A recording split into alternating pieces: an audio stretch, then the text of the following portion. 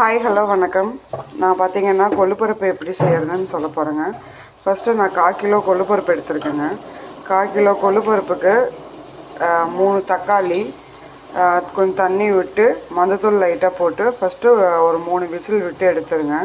Whistle விட்டு எடுத்ததுக்கப்புறம் நம்ம தாளிப்பு பார்க்க போகிறோங்க. லைட்டாக எண்ணெய் ஊற்றிட்டுங்க.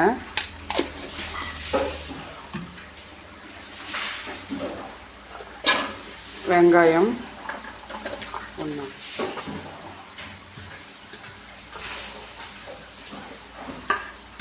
நல்லா வணக்கணுங்க. 4 வரமிளகாங்க போட்டு நல்லா வணக்கி விடணும். பருப்பை அதுக்குள்ளே ஊற்றிடணுங்க.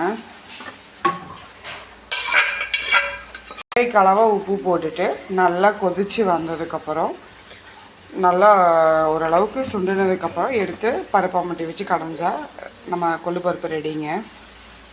தேங்க்யூ.